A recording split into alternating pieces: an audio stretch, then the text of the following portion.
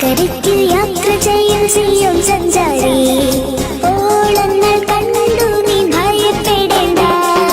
അക്കരയ്ക്ക് യാത്ര ചെയ്യും സിയോൻ സഞ്ചാരി, ഓളങ്ങൾ കണ്ടു നീ ഭയപ്പെടേണ്ട.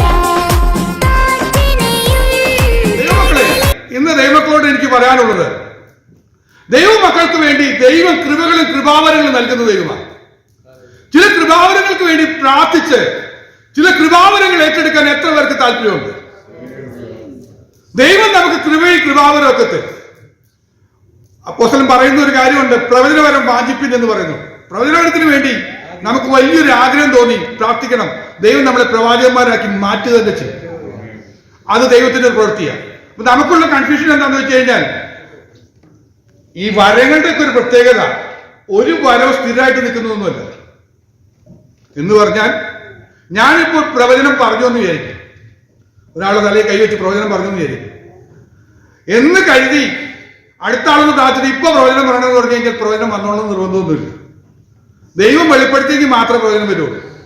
എന്നാൽ പ്രൊഫഷണൽ ആയിട്ടൊരു പ്രവാചകനായി മാറിക്കഴിഞ്ഞാൽ ചിലപ്പോൾ ചിലരെന്ത് ചെയ്യും, നിർബന്ധിതമാകുകയാണ് പ്രവചനം പറയാൻ.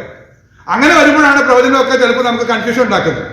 ദൈവമക്കളെ, നമ്മളെ കൊണ്ട് ഒരു പ്രാവശ്യമോ 2 പ്രാവശ്യമോ ചിലപ്പോൾ അതിൽ കൂടുതലോ തവണ ചില പ്രവചനങ്ങൾ പറയിക്കാൻ ദൈവത്തിന് അധികാരമുണ്ട്. ദൈവം നമ്മളെ ഉപയോഗിക്കും. ഒരു കഴുതയെ കൊണ്ട് സംസാരിപ്പിച്ച ദൈവമാണ്. നമ്മുടെ യോഗ്യത നോക്കിയിട്ടല്ല കൃപാവരങ്ങൾ നൽകുന്നതെന്ന് ഒന്നാമത് മനസ്സിലാക്കുക. നമ്മുടെ പലപ്പോഴും ചിന്ത എന്താണെന്ന് വെച്ചാൽ, ഒത്തിരി നാൾ 40 ദിവസം ഉപവസിച്ച് കുറെ ധ്യാനമൊക്കെ കൂടി വളരെ ശ്രദ്ധയോടെ ജീവിച്ചൊക്കെ മുന്നോട്ട് പോകുമ്പോൾ ദൈവം തരുന്നതാണ് കൃപാവരം എന്നാണ് ചിന്തിക്കുന്നത്. അങ്ങനെയല്ല. ദൈവത്തിന്റെ രക്ഷന്റെ പദ്ധതിക്ക് വേണ്ടി ദൈവം ഒരാളെ ഉപയോഗിക്കണമെന്ന് തീരുമാനിച്ചാൽ അവന് പകരുന്നതാണ് ഈ വരങ്ങളെല്ലാം. അങ്ങനെയാണെങ്കിൽ ദൈവമേ എന്നെ ഉപയോഗിക്കണമേ, അങ്ങനെ നാമബോധത്തിന് വേണ്ടി ഞാൻ പ്രയോജനപ്പെടാമെന്ന് പറഞ്ഞ് പ്രാർത്ഥിക്കുകയാണെങ്കിൽ നിശ്ചയമായും ചില കൃപകളും ചില വരങ്ങളും ദൈവം നമുക്ക് നൽകിത്തരും. ആ ചിന്ത നമ്മെ വലിക്കുന്നുവെങ്കിൽ അത് വളരെ അനുഗ്രഹമായി തരും. ഇന്ന് ഞാനത് പറയാൻ കാരണം, എന്റെ ജീവിതത്തിൽ സുവിശേഷ വിലയ്ക്ക് വേണ്ടി ഇറങ്ങിപ്പോ ശലോമോൻ പ്രാർത്ഥിച്ചതുപോലെ, ശലോമോൻ ജ്ഞാനത്തിന് വേണ്ടി പ്രാർത്ഥിച്ചതുപോലെ ഞാൻ ദൈവത്തോട് പ്രാർത്ഥിച്ചത് ഒരു വാചകമാണ്. പ്രത്യേകമായി പ്രാർത്ഥിച്ചു, കർത്താവേ എന്റെ നാവിൽ ഒരു അധികാരം തരണമേ. ഞാനൊരു സുവിശേഷകനായി അങ്ങയുടെ നാമത്തെ ഉയർത്തുമ്പോൾ പറയുന്ന കാര്യങ്ങളിൽ കർത്താവേ ഒരു അധികാരം എനിക്ക് തരണമേ. അതിന് കാരണമുണ്ട്. ഒരു വാക്യം നമുക്ക് വായിക്കാം. ലൂക്കോസിന്റെ സുവിശേഷം 24-ാമത്തെ അധ്യായം.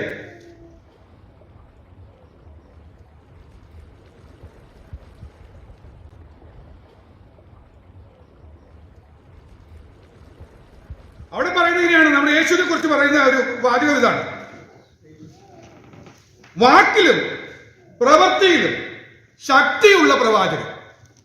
കർത്താവ് ഇവിടെ ഭൂമിയെ ശുശ്രൂഷ ചെയ്തത് അതിന്റെ പ്രത്യേകത എടുത്തു പറയുക. വാക്കിലും പ്രവൃത്തിയിലും ശക്തിയുള്ള പ്രവാചകൻ. അതുകൊണ്ട് ദൈവികമായ ശുശ്രൂഷയ്ക്ക് വേണ്ടി ഇറങ്ങുമ്പോൾ ഞാൻ ദൈവത്തോട് പ്രാർത്ഥിച്ചു, കർത്താവേ എന്നെ അധികാരപ്പെടുത്തണം. അങ്ങയുടെ ശിഷ്യന്മാർക്ക് ഈ ശക്തി പകർന്നു കൊടുത്തു. വാക്കിലും പ്രവൃത്തിയിലും ശക്തിയുള്ള പ്രവാചകനായി, ചില കാര്യങ്ങൾ മുൻകൂട്ടി പറയാൻ കഴിയുന്ന ഒരു പ്രവാചകനായി എന്നെ അഭിഷേകം ചെയ്യണമെന്ന് പ്രാർത്ഥിക്കാനായിട്ട് ഇടവന്നു. ദൈവമക്കളെ, നമുക്കറിയാൻ കഴിയുന്നു, കർത്താവ് വാക്കിൽ ശക്തിയുള്ളവനായിരുന്നു. അത്രയും ശക്തി ആർക്കും കണ്ടിട്ടില്ല. എന്താ കാരണം എന്നറിയൂ? ഒരൊറ്റ വാക്ക് പറഞ്ഞാൽ ആ ഒറ്റ വാക്കുകൊണ്ട് 10 കുഷ്ഠരോഗിയെ സൗഖ്യമാകും. 10 പ്രാവശ്യം ആവർത്തിച്ച് പറയണ്ട, ഒറ്റ പ്രാവശ്യം പറഞ്ഞാൽ മതി. സൗഖ്യമാകട്ടെ എന്ന് പറഞ്ഞാൽ, ശുദ്ധമാകട്ടെ എന്ന് പറഞ്ഞാൽ ആ 10 പേര് ശുദ്ധമായി തീരുകയാണ്. അതിന്റെ പവർ എത്ര വലുതാണെന്ന് ഓർത്തു നോക്കിയേ. ഇതേ ശക്തി തന്റെ ശിഷ്യന്മാർക്ക് പകർന്നു കൊടുത്തു. പത്രോസും പറയുന്നത് അങ്ങനെയാണ്. എന്താ പത്രോസ് പറയുന്നത്? എനിക്കുള്ളത് നിനക്ക് തരുന്നു, എഴുന്നേറ്റ് നടക്കാം എന്ന് പറയുമ്പോൾ ആ വാക്കിൽ അങ്ങ് ശക്തി, അവന് കാലിൽ ഞെരിയാണിയെ ഉറച്ച് ശക്തിയുള്ളവനായി അവൻ നടക്കുക. ആ വാക്കിൽ അങ്ങ് ശക്തി വരികയാണ്. തബീത കുമി എന്ന് പറയുമ്പോൾ മരിച്ചവൾ എഴുന്നേൽക്കുകയാണ്. ഇതേ ശക്തി തന്റെ ദാസന്മാർക്ക്, ദൈവമക്കൾക്ക് പകർന്നു കൊടുക്കുവാൻ ദൈവം വിശ്വസ്തനാണ്. ഇത് മനസ്സിലാക്കി ഒന്ന് പ്രാർത്ഥിക്കാൻ തുടങ്ങിയാൽ ദൈവമക്കളെ, നമ്മിലൂടെയും ഈ വരങ്ങൾ ദൈവം നമ്മളിൽ പ്രദർശിപ്പിക്കും. ഞാൻ സുവിശേഷ വേലയ്ക്ക് കർത്താവിന്റെ നാമത്തിന് വേണ്ടി ഇറങ്ങി തിരിച്ച് പുതിയ വേല സ്ഥലത്ത് പോയി പ്രവർത്തനം ആരംഭിച്ചു. ആദ്യത്തെ സഭായോഗത്തിന് വന്നത് 6 പേരാണ്. ഞങ്ങൾ രണ്ടും കൂടെ 8 പേർ. ആകയാൽ അല്പജനം എന്ന് വെച്ചാൽ 8 പേർ അന്ന് സഭായത്തിലുണ്ടായിരുന്നു. ആ സഭായത്തില് ഞാൻ പ്രാർത്ഥിച്ച ദൈവകൃപ ഏറ്റെടുത്തുകൊണ്ട് അന്ന് അവിടെ നിന്ന് ഞാൻ ഇങ്ങനെ പ്രസ്താവിച്ചു. അത് മെയ് മാസമാണ് തുടങ്ങിയത്. ഞാൻ പറഞ്ഞു ജൂൺ മാസം 30-ാം തീയതി നമ്മുടെ സഭയിൽ 3 സ്നാനങ്ങൾ നടക്കും. 3 സ്നാനങ്ങൾ നടക്കും. അടുത്തത് ഞാൻ പറഞ്ഞു ഡിസംബർ മാസം നമ്മൾ സഭയുടെ പണി തുടങ്ങാനായിട്ട് സ്ഥലം വാങ്ങും. ജനുവരി മാസം 1-ാം തീയതി നമ്മൾ സഭയുടെ തറക്കല്ലിട്ട് പണി തുടങ്ങും. ആ വരുന്ന ജൂൺ മാസം 14-ാം തീയതി സഭയുടെ ഉദ്ഘാടനം നടക്കും. ഇത്രയും കാര്യങ്ങൾ ഞാൻ ആത്മാവിന്റെ നിറവിൽ നിന്ന് ഒരു പ്രവചനം പറയുന്ന പോലെ എന്ന് പറഞ്ഞു. അന്ന് വന്ന 6 പേരെ അത്ഭുതത്തോടെ നോക്കി. പാസ്റ്ററെ വന്ന് തുടങ്ങിയിട്ടുള്ളൂ, 6 പേരെ ഇരിക്കുന്നത്. അന്ന് കിട്ടിയ സ്വോത്രമായിട്ട് 45 രൂപയാണ്. ഇതാണ് ഞങ്ങളുടെ ധനം. ഇവിടെ നിന്നാണ് സ്ഥലം മേടിക്കുന്നത്, ഹോള് പണിയുന്നത്, ഉദ്ഘാടനം വരെ ഡേറ്റ് എല്ലാം പറഞ്ഞു. അതിലും അത്ഭുതമായിട്ടിരിക്കുന്നത് അടുത്ത 2 മാസത്തിനുള്ളിൽ സ്നാനം നടക്കാൻ പോവാം 3 പേര്. പുതുതായിട്ട് വല്ലവരും വന്നിട്ട് വേണ്ടേ സ്നാനം നടക്കാൻ. എന്നാൽ ദൈവം എന്റെ വാക്കിന്റെ മുകളിൽ അത്ഭുതം പ്രവർത്തിച്ചു. ജൂൺ മാസം വരുന്ന സമയത്ത് 3-ാമത്തെ ആഴ്ച ആയപ്പോഴേക്കും സഭയിൽ 2 പേര് സാക്ഷ്യം പറഞ്ഞു, സ്നാനപ്പെടണമെന്ന് പറഞ്ഞു. ഞാൻ പറഞ്ഞത് 3 പേര് സ്നാനപ്പെടുന്ന. 2 പേര് വന്ന് സാക്ഷ്യം പറഞ്ഞു, സ്നാനപ്പെടണമെന്ന് പറഞ്ഞ് സാക്ഷ്യം പറഞ്ഞു. സ്നാനത്തിന്റെ രീതി തീരുമാനിച്ചു, ക്രമീകരണങ്ങളെല്ലാം ചെയ്തു. അതിനുവേണ്ടി ദൈവം ഒരു സഹോദരനെ ഒരുക്കിയ സഹോദരന്റെ വീടിന്റെ പിന്നിൽ ഒരു ടാങ്കൊക്കെ പണിതു തന്നു. എല്ലാ ക്രമീകരണങ്ങളും ദൈവം ഒരുക്കിക്കൊണ്ടിരിക്കുക, അത്ഭുതം കൊണ്ട് നിൽക്കുക. ആ സമയത്ത് സൗദിയിൽ നിന്നൊരു കുടുംബം വന്നു. ആ കുടുംബം വന്നിട്ട് അവരന്വേഷിച്ചു ഇവിടെ എവിടെയെങ്കിലും സ്നാനം നടക്കുന്നുണ്ടോ. എന്താ കാരണം എന്നറിയോ? അവരുടെ മകനെ സ്നാനപ്പെടുത്തണം. എവിടെയെങ്കിലും സ്നാനം നടക്കുന്നുണ്ടെങ്കിൽ ആ സഭയിൽ കൊണ്ടുപോയി സ്നാനപ്പെടുത്താൻ തീരുമാനിച്ചു. ദൈവത്തിന്റെ അത്ഭുതകരം നോക്കണേ. അന്വേഷിച്ചപ്പോ നിങ്ങളുടെ സഭയിൽ സ്നാനം നടക്കുന്നുണ്ട്, ആ കുടുംബം നടത്താൻ പറ്റുമോ എന്ന് ചോദിച്ചു. ഞാൻ പറഞ്ഞു തീർച്ചയായും ദൈവം ഒരുക്കി വഴിയെന്ന് നോക്ക്. 3 പേരുടെ സ്നാനം അന്ന് തന്നെ ആ പറഞ്ഞ ഡേറ്റിൽ ഒരു തടസ്സവും കൂടാതെ ഭംഗിയായി നടക്കാനുള്ളൂ. അപ്പോൾ ദൈവസഭയെ വന്നപ്പോൾ എല്ലാവർക്കും ഒരു അത്ഭുതമായി. പാസ്റ്റർ പറഞ്ഞതുപോലെ കാര്യങ്ങൾ നടക്കുന്നുണ്ടെന്ന് പറയാനിട വന്നു. ഞാൻ പറഞ്ഞു ഒരു സംശയം വിചാരിക്കണ്ട, ഡിസംബറിൽ നമ്മൾ സ്ഥലം മേടിച്ചിരിക്കും. ദൈവത്തിന്റെ അത്ഭുത കാരണം കൊണ്ട് അങ്ങനെ തന്നെ സംഭവിച്ചു. 1-ാം തീയതി പണി തുടങ്ങാനായിട്ട് ഇവിടെ വന്നു. ഞാൻ പറഞ്ഞില്ലേ, സാമ്പത്തികമായി ഒരു ശേഷിയില്ലാത്ത സാഹചര്യത്തിൽ ദൈവം അത്ഭുതം പ്രവർത്തിച്ചു. ആ ഉദ്ഘാടന ദിവസം, തറക്കല്ലിടുന്ന ദിവസം, തറ മാന്തി അത് കല്ല് വലിക്കാനുള്ള പൈസയില്ലാതിരുന്ന സമയത്ത് അതിനുവേണ്ടി പ്രാർത്ഥിക്കാൻ വന്ന പാസ്റ്റർ എൻ്റെ കയ്യിൽ പോണ നേരത്ത് ഞാൻ പാസ്റ്റർക്ക് അങ്ങോട്ട് കൊടുക്കേണ്ടതാണ്. പാസ്റ്റർ ഇങ്ങോട്ട് എടുത്ത് 50,000 രൂപ കൊണ്ടുപോയി. ദൈവം വഴികളെ തുറക്കുന്ന നോക്ക്, ഓരോ കാര്യങ്ങൾ ചെയ്ത് ദൈവം തുറക്കുന്ന വഴികളെ നോക്ക്. അത്ഭുതകരമായി നടന്നു. പറഞ്ഞ ഡേറ്റില് ജനുവരി 1-ാം തീയതി തുടങ്ങിയത് ജൂൺ മാസം 14-ാം തീയതി ചെയ്യുമ്പോൾ ഹോളിന്റെ പണി ഫിനിഷ് ചെയ്ത് മാസയോഗം വെച്ച് ഉദ്ഘാടനം നടക്കാനിട വന്നു. അത്ഭുതകരമായി ദൈവം അതിനെ പ്രവർത്തിക്കാനിട വന്നു. അങ്ങനെയാണെങ്കിൽ വാക്കിലും പ്രവർത്തിയിലും ശക്തി ലഭിപ്പാൻ ദൈവമക്കളെ നമ്മളൊന്ന് പ്രാർത്ഥിച്ചാൽ നമ്മിൽ അത് പ്രവർത്തിക്കുന്നുണ്ട്. ദൈവമക്കളുടെ ഇടയിൽ സംഭവിക്കുന്നുണ്ടോ? ഇവിടെ ഇരിക്കുന്ന നിങ്ങളുടെ വാക്കിൽ നിങ്ങളുടെ അധികാരം ദൈവം തന്ന് നിങ്ങൾ ശക്തീകരിച്ചിട്ടുണ്ട്. പാസ്പോർട്ട് കാണാതെ പോയപ്പോ ദേവസ്വം പറഞ്ഞ കാര്യം ഞാൻ ഓർക്കുക. നിങ്ങൾ വീട്ടിലെത്തി ചെന്ന ഉടനെ പാസ്പോർട്ട് കിട്ടും. അന്ന് രാത്രി സാക്ഷ്യം പറഞ്ഞു. അത് ഞാനല്ല പറഞ്ഞത്. കാര്യം മനസ്സിലായോ? ദൈവം നമുക്ക് വേണ്ടി ചില അധികാരങ്ങൾ തന്നിട്ടുണ്ട്. അത് നമ്മളൊന്ന് പ്രായോഗിക തലത്തിലേക്ക് കൊണ്ടുവരാൻ ഈ ദിവസങ്ങളിൽ ദൈവങ്ങളെ ആഹ്വാനം ചെയ്യുക. അതായത് മോശ കാര്യങ്ങളെല്ലാം ക്രമപ്പെടുത്തി എല്ലാവരും പ്രശ്നം പരിഹരിച്ചുകൊണ്ടിരിക്കുന്ന സമയത്ത് മോശയുടെ അമ്മായിപ്പം വന്നിട്ടൊരു കാര്യം പറഞ്ഞു. നീ ഇങ്ങനെ മണിക്കൂർ കിടക്കുന്നത് ചെയ്താൽ വലിയ പ്രശ്നമാണ്. അതുകൊണ്ട് നീ ഇത് വീതിച്ചു കൊടുക്കണം. നിന്റെ ഈ കഴിവും കാര്യങ്ങളെല്ലാം വീതിച്ചു കൊടുക്കണം. അത് നല്ല കാര്യമാണെന്ന് പറഞ്ഞു, പ്രാർത്ഥിച്ചു. അതിനുശേഷം നമ്മൾ കാണുന്നത് മോശയുടെ മേൽ പകർന്ന ആത്മാവ് ആ കുറച്ചു പേർക്കൊക്കെ പകർന്നു കൊടുക്കുക. ഒരു 70 പേർക്ക് പകർന്നു കൊടുക്കുക. യേശു ഒരു 70 പേരെ തിരഞ്ഞെടുത്തിട്ട് അവരോട് പറഞ്ഞു, നിങ്ങൾ പുറപ്പെട്ടു പോ, നിങ്ങൾ പ്രാർത്ഥിച്ച് രോഗികളെ സൗഖ്യമാക്കുകയും പ്രാർത്ഥിച്ച് രോഗികളെ സൗഖ്യമാക്കുകയും എന്ന് പറഞ്ഞാൽ അവരിത് പകർന്നു തരുവാൻ തയ്യാറാണ്. ഈ ദൈവകൃപ, ദൈവശക്തി, ഈ ദൈവിക വരം പകർന്നു തരാൻ ദൈവം വിശ്വസ്തനാണ്. അപ്പൊ നമ്മൾ എന്ത് ചെയ്യണം? കർത്താവേ ഇതെനിക്ക് വേണമെന്ന് പറഞ്ഞൊന്ന് പ്രാർത്ഥിക്കാൻ തുടങ്ങും. ഈ ആണ്ടിൽ ദൈവസഭയിലെ എല്ലാവരെയും ഇതുപോലെ ദൈവം നിറയ്ക്കാൻ തയ്യാറാണ്. എത്ര പേർ വിശ്വസിക്കുന്നു? കർത്താവെ അങ്ങ് പകരാൻ തയ്യാറാണെങ്കിൽ അത് എനിക്ക് വേണമെന്ന് പറഞ്ഞ് ഒന്ന് സ്തോത്രം പറയാൻ തുടങ്ങിയാൽ ഞാൻ വിളിച്ചു പറയട്ടെ, ഈ ആത്മാവിന്റെ ശക്തി, ഓ ഗ്ലോറി ഗ്ലോറി ഗ്ലോറി, ഈ ആത്മാവിന്റെ ശക്തി, ഈ ആത്മാവിന്റെ കരുത്ത് നമ്മിലേക്ക് വ്യാപരിക്കും. അങ്ങനെ വ്യാപരിച്ചാൽ നമ്മുടെ വാക്കിൽ അധികാരം വരും, നമ്മുടെ വാക്കിൽ പവർ വരും. അതാണ് ഞാൻ ആഗ്രഹിക്കുന്നത്. ഇന്ന് ഞാനിത് പറയാൻ കാരണം, കർത്താവേ ഇതൊന്നും പോരാ, ഇതിനപ്പുറത്തേക്ക് അല്പം കൂടെ ശക്തി വരുന്ന രീതിയിലേക്ക് വാക്കിൽ അധികാരം തരണമേ. ചിലരെ മുടന്തന്മാരെ നടത്തുവാൻ കഴിയുന്ന, ചില തബീതമാരെ ഉയർപ്പിക്കാൻ കഴിയുന്ന ഒരു അധികാരത്തിന്റെ ശക്തി ഞങ്ങളുടെ വാക്കിലൂടെ ഒന്ന് പ്രവഹിക്കുവാൻ കർത്താവേ ഞങ്ങൾ ആഗ്രഹിക്കുന്നു എന്ന് പറഞ്ഞുകൊണ്ട് ഒന്ന് പ്രാർത്ഥന തുടങ്ങിയാട്ടെ, വലിയ വിജയം ലഭിക്കും. അപ്പൊ ഒരു ദിവസം ഇങ്ങനെ ചർച്ച മുന്നോട്ട് കൊണ്ടുപോയിരിക്കുന്ന സമയത്ത് ഒരു ദിവസം ഞാൻ വീണ്ടും ദൈവത്തോട് പ്രാർത്ഥിച്ചു, കർത്താവേ ചില കാര്യങ്ങൾ എനിക്ക് പ്രവചിച്ചു പറയാൻ കഴിയണം, ചില കാര്യങ്ങൾ പ്രവചിച്ചു പറയാൻ കഴിയണം. അങ്ങനെയാണെങ്കിൽ അടുത്ത ആഴ്ച നടക്കുന്ന കാര്യങ്ങൾ എനിക്ക് ഈ ആഴ്ച ഒന്ന് വിളിച്ചു പറയാൻ പറ്റണം. ഞാൻ പ്രാർത്ഥിച്ചു.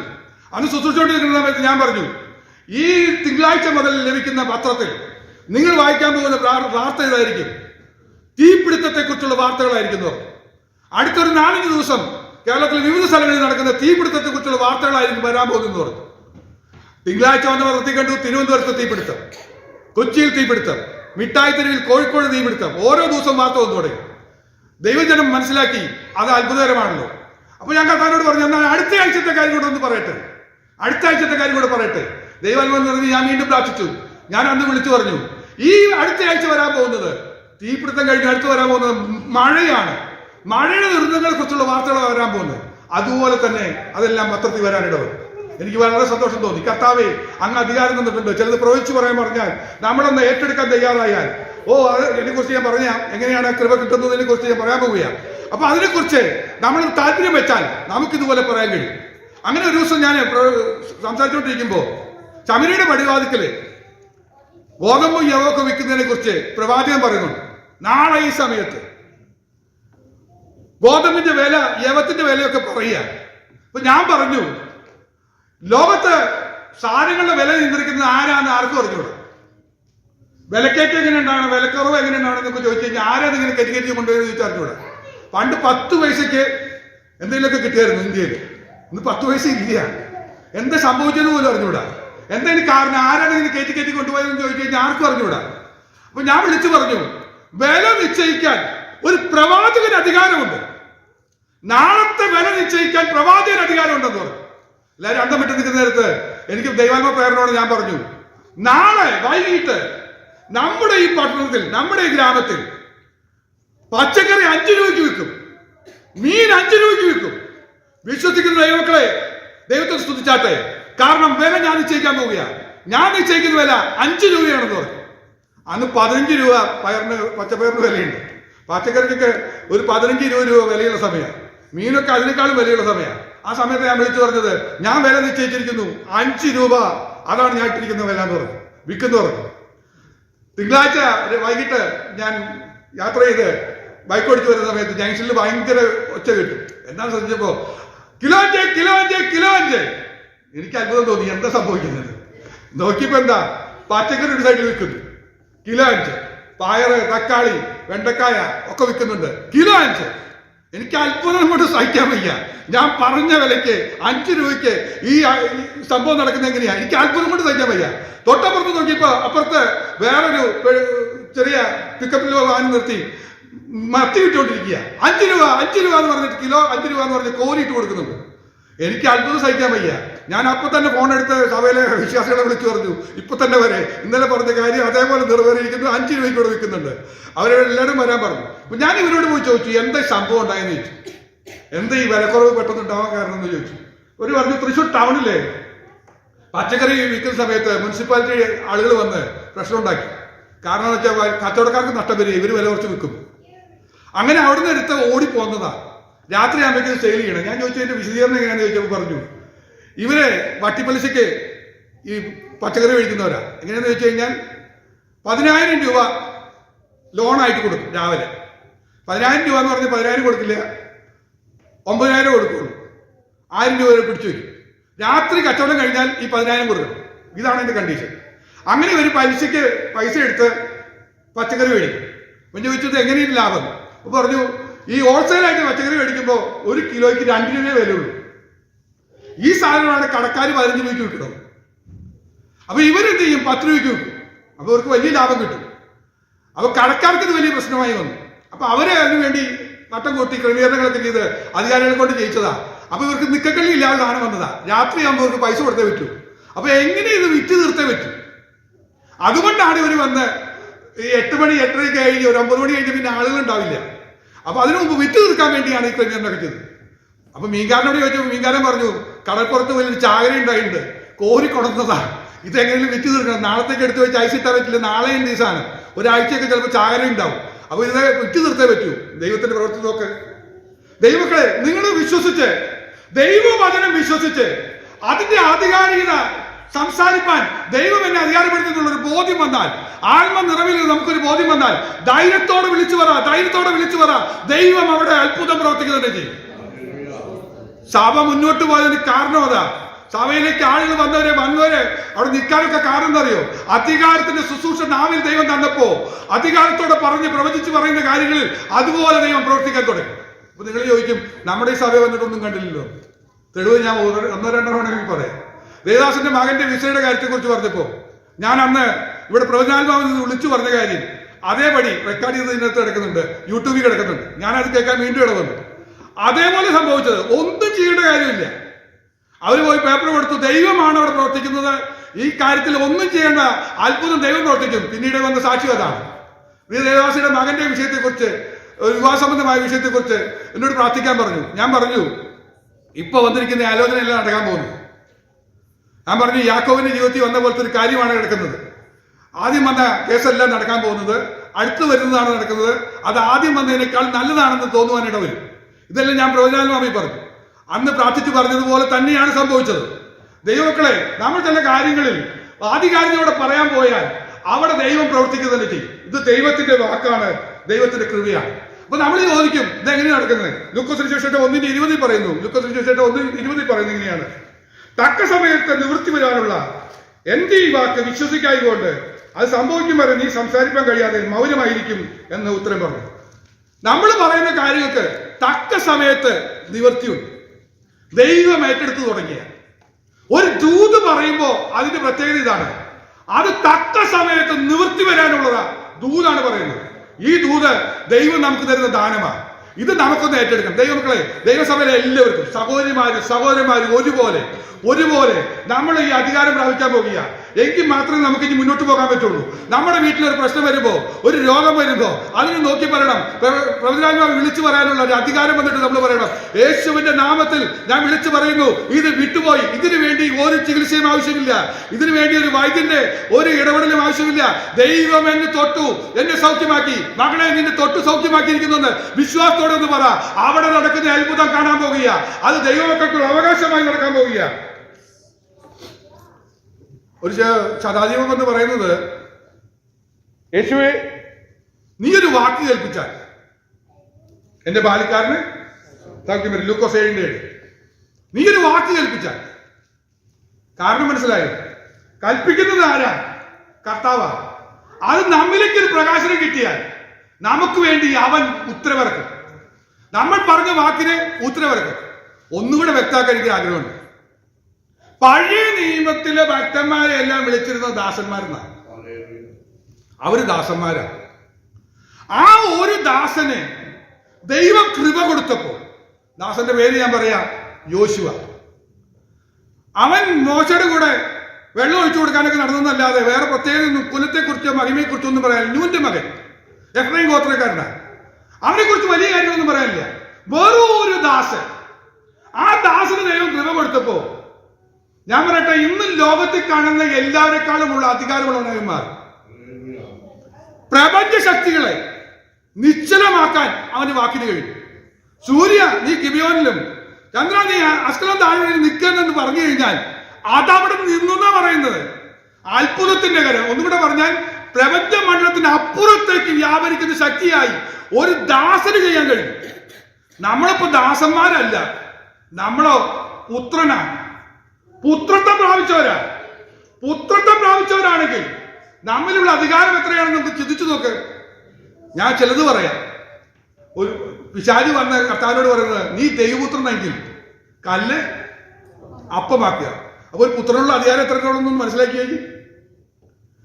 വെറുതെ കിടക്കുന്ന ഒരു കല്ലിനെ മാറ്റാനുള്ള അധികാരം വരെ ഒരു പുത്രത്വത്തിലുണ്ട്. ദൈവമക്കളെ, നമ്മൾ മനസ്സിലാക്കിയില്ല. എന്താ മനസ്സിലാക്കാൻ കിടക്കുന്നത്?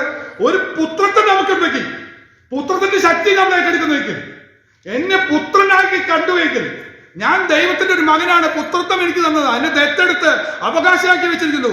അതിന്റെ അധികാരം ഞാൻ പ്രാപിക്കുകയാണെങ്കിൽ, ഓ സ്തോത്രം സ്തോത്രം, വെറും കല്ലിനെ വേണമെങ്കിൽ അപ്പമാക്കി മാറ്റാൻ കഴിയും. ഇതാ നമ്മൾ പ്രാപിക്കേണ്ട അവകാശം. ഇതൊന്നും നമ്മൾ മനസ്സിലാക്കാതെ കിടക്കുക. ആ പരീക്ഷകളെ മുഴുവൻ നമ്മൾ മനസ്സിലാക്കുകയാണെങ്കിൽ നമുക്ക് മനസ്സിലാക്കാനായിട്ട് കഴിയും. ഒന്ന് ഓർത്ത് നോക്ക്, താഴോട്ട് ചാടാൻ ദൂതന്മാരോട് കൽപ്പിച്ചിട്ടുണ്ട്, കാല് കല്ലിൽ തട്ടിപ്പോകാതിരിക്കാൻ. ഒന്നും സംഭവിക്കില്ലെന്ന്. അത്രയും പവറ കിടക്കുന്നത് ആർക്ക്? ഒരു പുത്രന്. പുത്രത്വം നമ്മുടെ കയ്യിൽ വ്യാപരിക്കുകയാണെങ്കിൽ, അതിന്റെ ശക്തി വ്യാപരിക്കുകയാണെങ്കിൽ ലഭിക്കുന്ന അധികാരങ്ങൾ അത്ര വലുതാണ്. അതാണ് നമുക്ക് മനസ്സിലാക്കേണ്ടത്. എന്നാൽ നമുക്ക് പറ്റുന്ന കുഴപ്പമെന്ന് അറിയാം, പലപ്പോഴും നമുക്ക് പറയാൻ ധൈര്യമില്ല. പത്രോസിനൊക്കെ ഇത് പകർന്നു കൊടുത്തു കർത്താവ്. ശുശ്രൂഷയിൽ പോയപ്പോൾ പകർന്നു കൊടുത്തു. ആദിമസഭയിൽ അത് കാണുക. സഭയിൽ എന്താ കാണുന്നത് അറിയോ? അനനിയാസ് വരുമ്പോ കാര്യങ്ങളെല്ലാം ചോദിച്ചു കഴിയുമ്പോൾ കാണുന്നത് അടുത്ത നിമിഷം പ്രാണനെ വിട്ടു. സഫീറ വരുമ്പോ പരിശുദ്ധാത്മാവിനോട് യാചം കാണിച്ചു എന്നങ്ങോട്ട് വെളിപ്പെടുത്തി പ്രവചിച്ചു പറഞ്ഞപ്പോ ആ വാക്കിൽ അവളുടെ പ്രാണനെ വിട്ടു. സ്തോത്രം. എന്റെ ശുശ്രൂഷ മണ്ഡലത്തിൽ ഒരു കാര്യം കൂടെ പറയാൻ താല്പര്യമുണ്ട്. സഭയില് ഒരു സഹോദരൻ ഒറ്റയ്ക്ക് വിശ്വാസി വന്നിട്ടുണ്ട്. കത്തോലിക്ക സഭ വിശ്വാസത്തിൽ നിന്ന് വിശ്വാസത്തിൽ വന്നതാണ്. ഭാര്യ വിശ്വാസത്തിൽ വന്നിട്ടില്ല. അപ്പൊ ഞാൻ അവിടെ പോവുകയും സുശേഷം പറയുകയും പ്രാർത്ഥിക്കുകയൊക്കെ ചെയ്യും. പക്ഷേ സഹോദരി എന്ത് ചെയ്താൽ മാനസാന്തരപ്പെടില്ല. അങ്ങനെ ഇരിക്കുമ്പോ സഹോദരിയുടെ ആങ്ങളുടെ ഭാര്യ ക്യാൻസർ വന്ന് കിടപ്പിലായി. 2 വർഷത്തോളമായി. അത് കഴിഞ്ഞ് ലാസ്റ്റ് സ്റ്റേജിലേക്ക് എത്തി. പക്ഷെ എന്ത് ചെയ്താൽ മരിക്കില്ല. ഭക്ഷണമൊന്നും കഴിക്കുന്നില്ല, കണ്ണു തുറക്കുന്നില്ല, ഒരു മിടുപ്പ് മാത്രമായിട്ട് ഇങ്ങനെ കിടക്കുക. അപ്പോൾ അവരവരുടെ രീതി അനുസരിച്ച് അവരെ പള്ളിക്കാരെയൊക്കെ വിളിച്ചു വരുത്തി അവസാനത്തെ ഒപ്രസിമൊക്കെ കൊടുത്തു. എന്നാ പെട്ടെന്ന് മരിക്കുന്നൊക്കെ പറഞ്ഞു. ഇങ്ങനെ ഒരു കാത്തിരുന്നിട്ടും മരിക്കുന്നില്ല. സംഭവം എന്താ നടക്കുന്നത്? അങ്ങോട്ടും ഇല്ല ഇങ്ങോട്ടും ഇല്ലാത്തൊരു സിറ്റുവേഷനാണ്. ആ സമയത്ത് ആ സഹോദരിക്ക് തോന്നൽ വന്നു, ഞങ്ങളുടെ പ്രാർത്ഥന മണി ഉരുട്ടിയിട്ട്, ആ സഹോദരി പറഞ്ഞ ഭാഷ ഇതാ, നിങ്ങൾ മണി ഉരുട്ടിയിട്ടൊന്നും ദൈവം കേൾക്കുന്നില്ല എന്നാ തോന്നണേ. ഇവരുടെ പ്രാർത്ഥനയ്ക്ക് ശക്തി ഉണ്ടെന്ന് പറയണ്ടല്ലോ. അതുകൊണ്ട് ആ സഹോദരനോട് പറഞ്ഞു, അത് നിങ്ങളുടെ പാസ്റ്ററെ വിളിച്ചൊന്ന് പ്രാർത്ഥിപ്പിക്കുന്നു പറഞ്ഞു. എന്നിട്ടൊന്ന് പറയുന്നു പറഞ്ഞു. ആ സഹോദരന്റെ ഫോൺ ചെയ്ത് പറഞ്ഞു, പാസ്റ്ററെ ഒന്ന് വരണം, ഇങ്ങനെ ഒരു ചാൻസ് വന്നിട്ടുണ്ട്, അവിടെ സുവിശേഷം പറയാനും പ്രാർത്ഥിക്കാനുള്ള അവസരം വന്നിട്ടുണ്ട്. അത് കേട്ടപ്പോൾ എനിക്ക് പെട്ടെന്ന് തോന്നി, ഞാൻ എന്ത് ചെയ്യണം എന്ന് അറിയില്ല, ഇത്രയൊരു വിഷയമല്ലെന്ന് ഓർത്തു. ഞാനൊരു പ്രവാചകനെ വിളിച്ച് അവിടേക്ക് പോയി. അവിടെ ചെന്ന് പ്രവാചകനാണെങ്കിൽ പെട്ടെന്ന് പറയാൻ എളുപ്പമുണ്ടല്ലോ. ഞാനൊരു ഒഫീഷ്യൽ പ്രവാചകനല്ലല്ലോ. കർത്താവ് എനിക്ക് വല്ലപ്പോഴും തരുമ്പോൾ പറയുന്നതല്ലാതെ ഞാൻ സ്ഥിരം പ്രവചിക്കുന്ന ഒരു പ്രവാചകനല്ലല്ലോ എന്ന് ഓർത്ത്, പ്രവാചകനല്ല പ്രവാചിച്ചിട്ടില്ല എന്ന് പറഞ്ഞ് ഞാൻ എളുപ്പപ്പെട്ട പ്രവാചകനെ കൊണ്ടുവച്ചത്. അവിടെ ചെന്നപ്പോൾ പ്രവാചകനോട് പറഞ്ഞു, പ്രാർത്ഥിച്ചോളാൻ പറഞ്ഞു. സാരിങ്ങി ലെവലൊക്കെ കണ്ടപ്പോൾ പ്രവാചകൻ പറഞ്ഞു, സാംബാസ്റ്റർ പ്രാർത്ഥിച്ചാൽ മതി, ഞാൻ പ്രാർത്ഥിക്കുന്നില്ല എന്ന് പറഞ്ഞു. ഇനിയിപ്പോൾ എന്ത് ചെയ്യും? പ്രാർത്ഥിക്കാതെ പോരാൻ പറ്റും. ചെന്ന് പ്രാർത്ഥിക്കാനോ? പ്രവാചകൻ എന്ത് ചെയ്താൽ പ്രാർത്ഥിക്കില്ല, ഒന്നും പറയൂല. ഞാൻ പ്രാർത്ഥിച്ചാൽ മതി എന്ന് പറഞ്ഞു. മറ്റു മാർഗമൊന്നും ഇല്ലാത്തതുകൊണ്ട് ഞാൻ അങ്ങ് പ്രാർത്ഥിച്ചു. കർത്താവേ, അങ്ങയുടെ ഹിതത്തിനനുസരിച്ച് നടക്കണമെന്നൊക്കെ പറഞ്ഞ് പ്രാർത്ഥിച്ച് ആമേൻ പറഞ്ഞു. ആമേൻ പറഞ്ഞുകൊണ്ട് ഈ സഹോദരി ചോദിച്ചു, പാസ്റ്ററെ എപ്പോഴാണ് നടക്കുകയെന്ന് ചോദിച്ചു. പാസ്റ്റർ ഇപ്പൊ പറയണം, എപ്പോഴാണ് ഈ മരണം നടക്കാന്ന് പറയണം എന്ന് പറഞ്ഞു. ഞാൻ ഒന്ന് കിടുങ്ങി. കർത്താവെ സ്തോത്രം സ്തോത്രം എന്ന് പറഞ്ഞിട്ട് ഞാൻ പറഞ്ഞു, ഇന്നെന്ന് പറയാൻ എന്നോട് പറഞ്ഞു. ഇന്ന് മരണം നടക്കുന്നു പറയാൻ പറഞ്ഞു. ഞാൻ ഇന്നെന്ന് പറഞ്ഞു. ഒരു സഹോദരി ചോദിച്ചു, ഞങ്ങളുടെ ആളുകൾ പലരും ജോലിക്കൊക്കെ ആയിട്ട് കടന്നുപോയിട്ടുണ്ട്, അവരിപ്പോൾ വിളിച്ചു വരുത്തണമെന്ന് ചോദിച്ചു. ഇപ്പൊ തന്നെ നടക്കുമെന്ന് ചോദിച്ചു. അപ്പൊ ഞാൻ പെട്ടെന്ന് ചോദിച്ചു, എപ്പോൾ അവർ വരുന്നു പറഞ്ഞു. അവർ പറഞ്ഞു, ഒരു 5:30 5:45 വരുന്നു പറഞ്ഞു. അങ്ങനെയാണെങ്കിൽ അവരെ വിളിച്ചു വരുത്തണ്ട, അതിനുശേഷം വരണം എന്ന് പറഞ്ഞു. ധൈര്യത്തോടെ ഞാൻ പറഞ്ഞു, ഞാൻ പോകുന്നു. കൃത്യം 6:05 6:10 ആവുന്ന സമയത്ത് ഫോൺ വന്നു. പാസ്റ്റർ പറഞ്ഞ പോലെ ആള് പോയിട്ടാന്ന് പറഞ്ഞു. വലിയ അത്ഭുതമായി. പിന്നെ സൗകര്യം പറഞ്ഞു, നിങ്ങളുടെ പ്രാർത്ഥനയ്ക്ക് ശക്തി. ഇത് പ്രാർത്ഥനയുടെ ശക്തിയില്ല, ദൈവം ചില അധികാരങ്ങൾ തരിക, ചിലത് പ്രവചിച്ച് പറയാൻ വേണ്ടി, ചില നിയോഗങ്ങൾ തരുന്ന സമയത്ത് അത് പ്രവചിച്ച് പറയാൻ വേണ്ടി കഴിക്കുന്നതാണ്. ദൈവമക്കളെ, അങ്ങനെ വരുന്ന സമയത്ത് എസ്തറിനോട് പറഞ്ഞത് എനിക്ക് പറയാനുള്ളത്, ഈ സമയത്ത് നീ മിണ്ടാതിരുന്ന. അവർ ചോദിച്ചു, എനിക്ക് ആ നേരത്ത് ഞാൻ തയ്യാറായി പോയതൊന്നുമല്ല, അവരെന്നെ കൊണ്ട് പറയിപ്പിച്ചു. ആ സമയത്ത് എനിക്ക് അറിഞ്ഞുകൂടാന്ന് പറഞ്ഞ് പോരരുത്. നീ ഒരു നിമിഷം കണ്ണടച്ച് നിന്റെ ഹൃദയത്തിൽ ദൈവം തരുന്ന ആലോചന ധൈര്യമായി ഒന്ന് പറ, ധൈര്യമായി ഒന്ന് പറ. അവിടെ ദൈവം പ്രവർത്തിക്കും. നിന്റെ വാക്കിനെ മാനിക്കുന്നത് ദൈവം നമുക്ക് വേണ്ടിയുണ്ട്. അത് ആർക്ക് വേണ്ടിയാ മാനിക്കുന്നറിയോ? പ്രാർത്ഥിക്കുന്നവർക്ക് വേണ്ടിയാണ്. ഇനി ഞാൻ കാര്യങ്ങൾ ഓരോന്ന് ഞാൻ പെട്ടെന്ന് പറയാം. അയ്യോ, സമയം കഴിഞ്ഞു പോയി. 2 മിനിറ്റ് എടുക്കുന്നുണ്ടോ? 2 മിനിറ്റിനുള്ളിൽ ചില കാര്യങ്ങളും പറഞ്ഞില്ലെങ്കിൽ അതൊരു യാത്രയ്ക്ക്. എസ്തർ പറഞ്ഞത്, നിങ്ങൾ 3 ദിവസം രാവും പകലും തിന്നുകയോ കുടിക്കുകയോ ചെയ്യാതെ എനിക്ക് വേണ്ടി ഉപവസിക്കും. ഞാൻ എന്റെ ബാലക്കാറ്റുകളിലും അങ്ങനെ തന്നെ ഉപവസിക്കും. നിന്റെ വാക്ക് രാജസന്നിധിയിലെ പറയാൻ പോകുന്നു. അതിനുവേണ്ടി അധികാരം കിട്ടാൻ വേണ്ടി എസ്തർ ചെയ്ത കാര്യം ഉപവസിച്ചു. ഒരുമിച്ചുള്ള ഉപവാസം. ദൈവമക്കളെ, ദൈവസഭയിൽ ഇനി ഒരുമിച്ച് നമ്മൾ ഉപവസിക്കുമ്പോൾ നമ്മൾ പ്രാർത്ഥിക്കാൻ പോവുകയാണ്. കർത്താവേ, ചില കാര്യങ്ങൾ പറയാൻ, അത് അധികാരത്തോട് പറയുവാൻ എന്നെ അഭിഷേകം ചെയ്യണമേ. ഇനി പോയി പറയുന്ന സ്ഥലം എവിടെയാ? നീ പറയുന്നത് രാജസന്നിധിയിലാണെന്ന് എപ്പോഴും ഓർക്കണം. തിരുസാറ്റി എപ്പോഴും ഉണ്ട്. രാജസന്നിധിയിൽ നീ പറയുന്ന സമയത്ത് നിന്നെ കാണുമ്പോൾ തന്നെ നിനക്ക് നേരെ നീട്ടുന്ന ഒരു ചെങ്കോല നീ ഒന്ന് കാണണം. ആ ചെങ്കോല നീ ഒന്ന് പിടിച്ചു കഴിഞ്ഞാൽ നിനക്ക് പിന്നെ ദോഷമില്ല, നിന്റെ തല പോവില്ല, നിനക്ക് അതിന്റെ മേളിൽ അധികാരം തരിക. നിന്റെ നേരെ നീട്ടുന്ന ചെങ്കോലുണ്ട്, അതിന്റെ പേരെ ഞാൻ പറയട്ടെ, അധികാരത്തിന്റെ ചെങ്കോല്. ഈ അധികാരത്തിന്റെ ചെങ്കോല് നീ സ്പർശിക്കേ. അപ്പൊ പറയുന്നത് അറിയോ? നീ ചോദിക്കുന്നത് എന്താണെങ്കിലും രാജ്യത്തിന്റെ പകുതി വേണമെങ്കിൽ ഞാൻ തരാന്ന് പറഞ്ഞു. രാജ്യത്തിന്റെ പകുതി വേണമെങ്കിലും എന്ന് പറഞ്ഞാൽ മനസ്സിലായോ? ഈ അധികാരം നിന്റെ നേരെ നീട്ടിക്കഴിഞ്ഞാൽ, ഈ ചെങ്കോൽ നീട്ടിക്കഴിഞ്ഞാൽ ഒരു ഉപവാസത്തിലൂടെ, ഒരു പ്രാർത്ഥനയിലൂടെ ദൈവകൃപ ഏറ്റെടുക്കാൻ കഴിയും. പക്ഷെ അതിനുവേണ്ടി നമ്മൾ തയ്യാറാണ്. കർത്താവേ, ഈ സമയത്ത് ഞാൻ മിണ്ടാതിരിക്കുകയില്ല, എന്റെ വായ കൊണ്ട് പറയുവാൻ ചില അധികാരം എനിക്ക് തരണമെന്ന് പറയണം. പത്രോസിനോട് എല്ലാ ശിഷ്യന്മാരും നിൽക്കുന്നവർ യേശു ചോദിച്ചു, നിങ്ങൾ എന്നെ കുറിച്ച് എന്ത് പറയുന്നു എന്ന് ചോദിച്ചപ്പോ പത്രോസ് പറഞ്ഞു, നീ അത്യുന്നതനായ ദൈവത്തിന്റെ പുത്രനായ ക്രിസ്തു തന്നെ എന്ന് പറഞ്ഞു. ഉടനെ കർത്താവ് പറഞ്ഞു, ഇത് മാനസിക രക്തങ്ങളൊന്നുമല്ല, സ്വർഗസ്ഥനായ പിതാവ് നിനക്ക് അതങ്ങ് പറയാൻ പറ്റണം. നമ്മുടെ ഒരു ചോദ്യം വരുന്ന സമയത്ത് സ്വർഗസ്ഥനായ ദൈവം തന്നെ ചില വെളിപ്പാടുകൾ തരുമെന്ന് വിശ്വസിക്കണം. നമ്മുടെ നേരെ വെച്ചിരുന്ന ചോദ്യങ്ങളുടെ മധ്യത്തിൽ നിങ്ങൾ പതറിപ്പോകരുത്. കർത്താവ് തന്നെ പറഞ്ഞു, നിങ്ങൾ നാടുവാഴികളുടെ അടുത്തൊക്കെ കൊണ്ടുവരുന്ന സമയത്ത് എന്ത് പറയണമെന്ന് പറഞ്ഞ് നിങ്ങൾ വിഷമിക്കണ്ട. പരിശുദ്ധാത്മാവ് ആ സമയത്ത് നിങ്ങൾക്ക് അധികാരം തരിക. നിങ്ങൾ ധൈര്യത്തോടെ പറഞ്ഞാൽ മതി.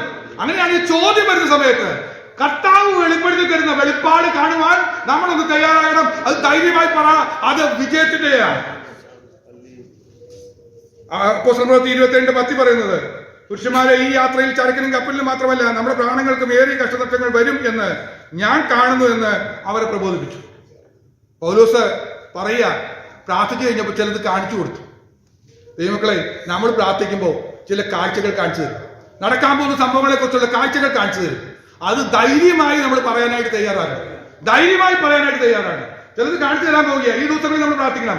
നമ്മൾ എല്ലാവരും പ്രാർത്ഥിച്ച് കൃപാവരങ്ങൾ ഏറ്റെടുത്തേ വെച്ചുള്ളൂ. അടുത്തത് ജോസഫിന്റെ പറയുന്നത്, എന്റെ ഉടനെ ഞാൻ സേവിച്ചു വരുന്ന മുന്നമായ ദൈവത്തിന്റെ ദൂതൻ ഈ രാത്രിയിൽ എന്റെ അടുക്ക വന്നിട്ട് പറഞ്ഞു, ഒരു കപ്പലിനും ചില കഷ്ടനഷ്ടങ്ങളൊക്കെ വന്നാലും ഒരാളും മരിക്കില്ലെന്ന് പറഞ്ഞ ദൂത് പറയാൻ ദൂതൻ അടുത്ത് വരും. നമ്മുടെ അടുത്ത് ദൂതൻ വന്ന് ദൂത് പറയുന്നത് പോലെ പറയുന്ന ദൂത് മനസ്സിലാക്കി നമുക്ക് പറയാനായിട്ട് കഴിയട്ടെ.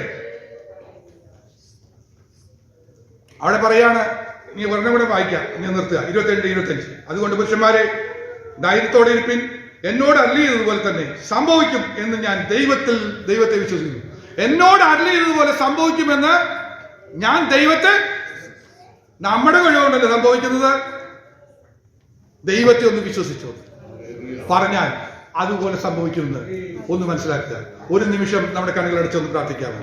എന്താ നമുക്ക് പ്രാർത്ഥിക്കാനുള്ളത്? കർത്താവേ, ഇത് അങ്ങയുടെ വാക്തത്വമാണ്. വാക്കിലും പ്രവൃത്തിയിലും ശക്തിയുള്ളവൻ, നമ്മെ അധികാരപ്പെടുത്തുവാൻ വിശ്വസന. പത്രോസിനെ അധികാരപ്പെടുത്തി, പൗലോസിനെ അധികാരപ്പെടുത്തി, തന്റെ നാമബോധത്തിന് വേണ്ടി അവരെ ഉപയോഗിച്ചെങ്കിൽ കർത്താവ് ഈ ടൈമില്, ഈ അന്ത്യകാലത്ത്, കർത്താവ് ഇനിയുള്ള ശേഷിക്കുന്ന കാലത്ത് അങ്ങയുടെ അധികാരമുള്ള ശുശ്രൂഷ ചെയ്യുവാൻ ചില അധികാരങ്ങൾ ഞങ്ങളുടെ നാവിൽ തരണമേ. ഞങ്ങളുടെ പ്രവൃത്തിയിൽ കർത്താവ് അധികാരം തരണമേ. അങ്ങയുടെ കൃപകളിൽ ഒന്ന് പകർന്നു തന്നാട്ടെ. ഹല്ലേലൂയ. എന്നിൽ പകർന്ന ആത്മാവ് അത് പകുത്തു കൊടുക്കുന്നത് പോലെ, ഹല്ലേലൂയ, മോശയിൽ പകർന്ന ആത്മാവിനെ പകുത്തു കൊടുത്തതുപോലെ, അങ്ങയുടെ ആത്മാവിനെ 70 പേർക്ക് പകർത്തു കൊടുത്തതുപോലെ ഇപ്പോൾ തന്നെ കർത്താവേ, ഞങ്ങളിൽ പകർന്നിരിക്കുന്ന ആത്മാവിനെ ഒന്ന് ഷെയർ ചെയ്താട്ടെ. കർത്താവേ, ഒന്ന് പകർന്നു നൽകിയാട്ടെ. യേശുവിന്റെ നാമത്താൽ അധികാരമുള്ള യേശുവിന്റെ നാമത്തിന്റെ ശക്തി അത് ഞങ്ങളുടെ വാക്കിലേക്ക്, ഞങ്ങളുടെ നാക്കിലേക്ക് ഒന്ന് വരട്ടെ. കർത്താവേ, ദർശനങ്ങൾ കാണട്ടെ, വെളിപ്പാടുകൾ കാണട്ടെ, പ്രവചനമാത്മാവിൽ സംസാരിക്കപ്പെട്ട ദൂതങ്ങൾക്ക് ലഭിക്കട്ടെ. യേശുവിന്റെ നാമത്താൽ ചില കൃപകൾ